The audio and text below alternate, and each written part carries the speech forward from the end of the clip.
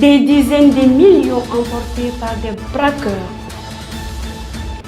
vers la suppression de la cour d'assises. Le dernier détachement des forces françaises de l'opération Barkhane ont quitté le Mali. Le Mali présent à la conférence ministérielle sur le transport des pays en développement sans littoral. Le ministre de la Communication a rencontré les hommes des médias. Un atelier tenu sur l'accord pour la paix et la réconciliation du Mali issu du processus d'Alger. Mesdames et messieurs, très ravi de vous retrouver à ce bulletin d'information. Plusieurs cars et véhicules des particuliers entre Koulikoro et Banamba ont fait l'objet de braquages par des bandits armés non identifiés le dimanche 14 août 2022. Des témoins rapportent que les bandits ont emporté plusieurs dizaines de millions. Les mêmes sources indiquent qu'une enquête ouverte par les forces de sécurité et de la défense est en cours pour retrouver les malfrats. À noter que les forains sur la route Koulikoro-Banaba sont fréquemment attaqués par des hommes armés. Source Sidio Tamani.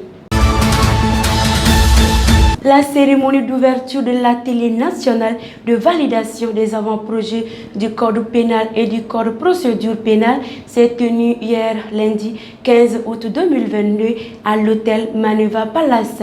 C'était sous la présidence du docteur Boubacar Sidiki Diarra, secrétaire général du ministère de la Justice et des Droits de l'Homme, représentant le ministre Mamoudou Kassongé en présence des responsables d'organisations partenaires, notamment Myriam Lutz, directrice représentante de l'UCED au Mali, et Maître Jean Lavoie, directeur de l'UCED Mali Justice Projet.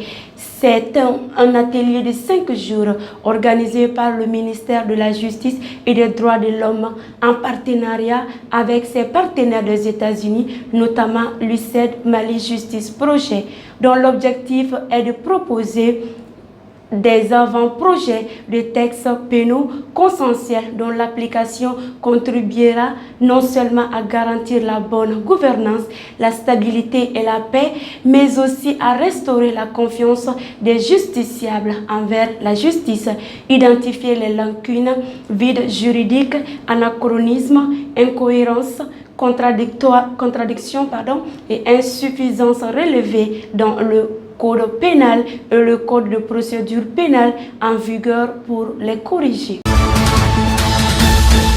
Les derniers militaires de la force Barkhane ont quitté le Mali hier lundi 15 août dans la matinée en direction du Niger, leur nouvelle base arrière.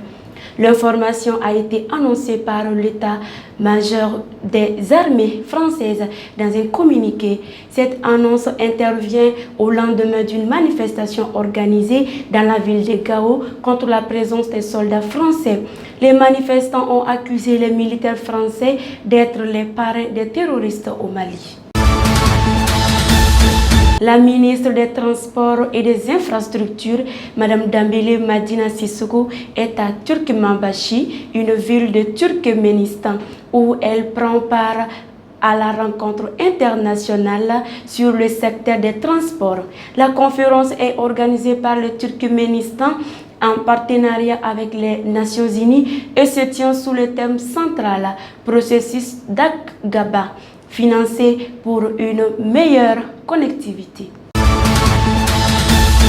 Le ministre de la Communication, Maître Aruna Mamadou Touré, a rencontré ce mardi 16 août les hommes des médias autour de la communication sur les 49 soldats ivoiriens détenus au Mali. Cette rencontre a pour objet d'appeler les journalistes à faire un traitement professionnel du dit sujet pour éviter d'éventuels dérapages.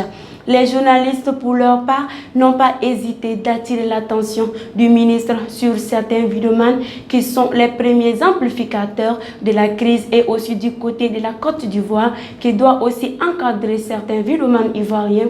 Les diplomates sont déjà à l'œuvre pour un dénouement heureux.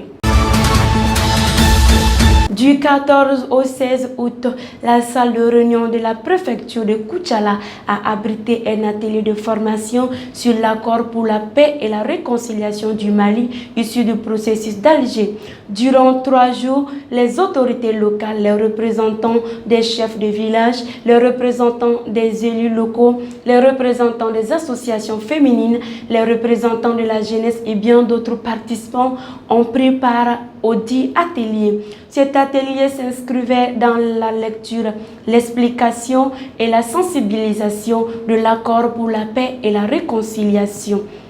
Cet accord a été signé mai-juin 2015 entre les parties signataires de l'accord avec la participation de la médiation internationale de la société civile et des observateurs. Fidèles abonnés de la FASO Mali, et c'est ce qui met fin à ce flash d'information. Merci de nous avoir suivis.